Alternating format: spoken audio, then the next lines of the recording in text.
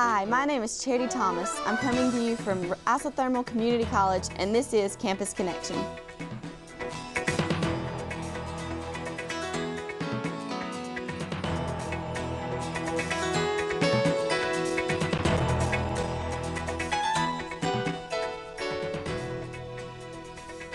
Six full-time jobs are coming to Rutherfordton. The North Carolina Rural Economic Development Center Incorporation has granted Rutherfordton $48,000 to restore the Kodiak building on Central Street, requested by Kenneth Appling and Kurt Hall. The structure will now be JD's Sports Bar and Grill, operated by Hall and Appling. Rutherford County is going to have to recover economically by taking small steps, says Appling. These 6 jobs are a great way for the economy to start looking up. Former Rutherfordton Mayor and Fire Chief William Bill Wells passed away on Sunday, September 5, 2010, at the age of 79. The funeral was held in Rutherfordton at the Southern Baptist Church. Cars crowded the parking lot. He was a man of many friends. Mayor Jimmy Dancy states, "We've lost a cornerstone of our community. Because of his strength, he made our community stronger."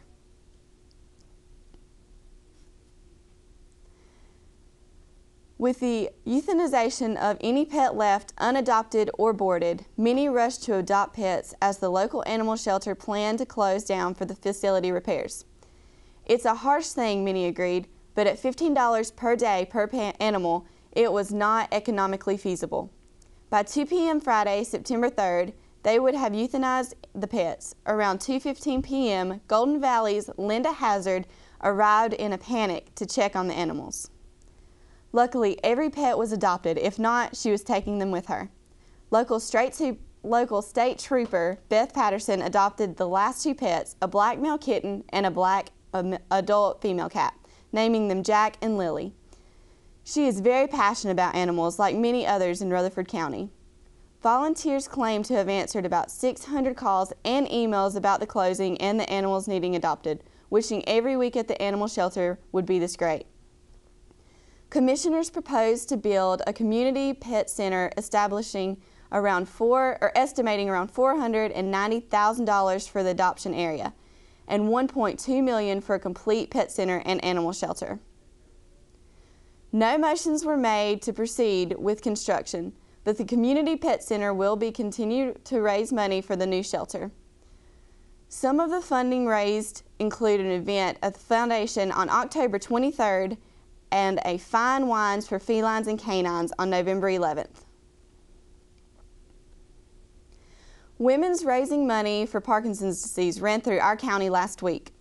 Lisa Tu, Shay Mendez, and Christy Tomika are running from Murphy to Manteo. The 3 women plan to cover 545 miles in 16 days. Last week, they just completed their first 100. Tu's father was diagnosed with Parkinson's 15 years ago. After experiencing the disease firsthand, that motivated them to be a part of finding a cure.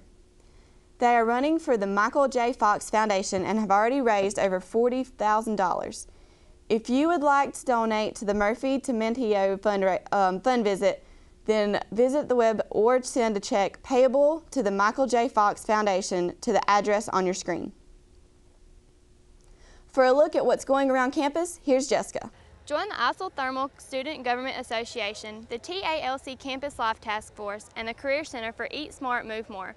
This presentation about diet and exercise will be presented on Monday, September 20th and Tuesday, September 21st. Are you stressed out? Then you may want to attend the Stress Management Workshop on Wednesday, September 22nd. On Thursday, September 23rd, learn the 5 smartest things you can do for your health. The week wraps up with a free blood pressure screenings and $1 blood sugar test sponsored by Rutherford Hospital. Have you picked up your student handbook yet? The student handbook contains useful information about the college's services and policies. Plus, it has a calendar with important dates students need to know, like registration, deadlines, and when the college is closed.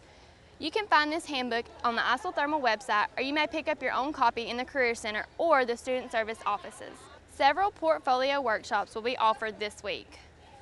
Excess funds remaining on the student account after tuitions, fees, books, and supplies have been deducted will be released to students who met the July 15th financial aid deadline on Wednesday, September 29th. These funds may be picked up in the business office located downstairs in the administration building between the hours of 8:30 a.m. and 4:15 p.m. Students will be required to present a picture ID in order to pick up the check. Check amounts will not be disclosed prior to September 29th. Please do not contact the financial aid office or the business office to inquire about this information. Eligible students who paid out of pocket because they did not meet the July 15th financial aid deadline will receive a reimbursement at a later date. Over 60 students from R.S. Middle, East, Chase, Thomas Jefferson Classical Academy, and Polk County will be inducted into the New Century Scholars Program on Thursday, September 30th. If a scholar stays in the program through graduation, they will receive an assurance that expenses will be paid for their college tuition at Isothermal. The program is funded through various fundraisers throughout the year and support from Stonecutter Foundation and the Tanner Foundation. This year's Rutherford Relay for Life was one of the biggest ever. Tents overflowed into the center of the field with over 59 teams entered. Although a few sprinkles dotted the evening, that didn't keep the crowds away. Family, friends, organizations, and churches all participated in order to raise money to fight cancer. Singer Leslie Ann Wells raised the most money for Relay's Got Talent. Crowd enjoyed dancing and performances from a variety of vocalists and Dreamweaver dance studios. Even though the rain subsided, some stayed wet, all for a good cause, as the Allen Metcalf Memorial Group raised money with a dunking booth. As of Friday, Relay for Life raised over $150,000, so they are well on their way of meeting this year's goal of $226,000.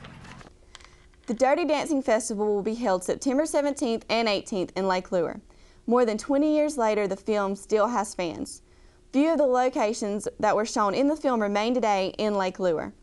The festival will start off with a free screening of the film Dirty Dancing by the lake, where the lift shot was seen, Friday, September 17th at promptly 7 p.m.